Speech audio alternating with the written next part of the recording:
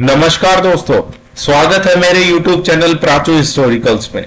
आज हम बात करेंगे government of India act of 1919, 1919 का भारत सरकार अधिनियम। 1919 का भारत सरकार अधिनियम ब्रिटिश संसद का एक अधिनियम था, जिसे भारतीयों द्वारा अपने देश के प्रशासन में भागीदारी बढ़ाने के लिए पेश किया गया था। यह कानून लगभग 10 वर्षों तक प्रभावी रहा, 1919 से लेकर 1929 तक। इसे माउंटेन चेम्सफोर्ड सुधार के नाम से भी जाना जाता है, क्योंकि इस अधिनियम के पारित होते समय लॉर्ड माउंटेन भारत सचिव और लॉर्ड चेम्सफोर्ड वायसराय थे। सरकार का दावा था कि इस अधिनियम की विशेषता उत्तरदायी शासन की प्रगति है। इस अधिनियम को माउंटेन्यू चेम्सफोर्ड सुधार के नाम से भी जाना जाता है। इस अधिनियम के कुछ महत्वपूर्ण पॉइंट्स हैं। The central subjects were demarcated and separated from those of provincial subjects. केंद्रीय विषयों का सीमांकन किया गया और उन्हें प्रांतीय विषयों से अलग कर दिया गया। मतलब केंद्र के मुद्दे अलग कर दिए गए और प्रांत के मुद्दे अलग कर दिए गए। The scheme of dual governance hierarchy was introduced in provincial subjects. प्रांतीय विषयों में दोहरे शासन की योजना द्वैध शासन लागू की गई। इसमें सेंटर का शासन अलग था और प्रांत का शासन अलग था, इसलिए इसे नाम दिया द्वैध शासन।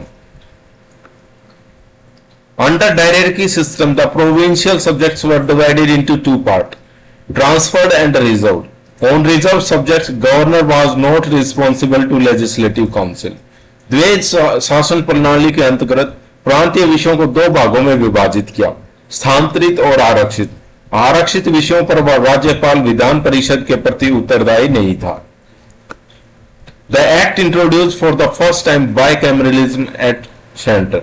इस अधिनियम ने पहली बार केंद्र में द्विसदनीय व्यवस्था लागू की। द्विसदनीय का मतलब होता है कि दो सदन बनाए गए सेंटर के अंदर, केंद्र के अंदर, जिसमें 140 सदस्यों वाली विधानसभा का गठन किया गया और 60 सदस्यों वाली विधान परिषद का गठन किया। Direct election were introduce for the first time.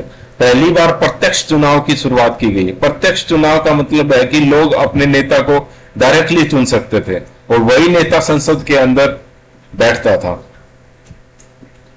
The act also required that the 3 of 6 members of the Viceroy Executive Council were to be Indians.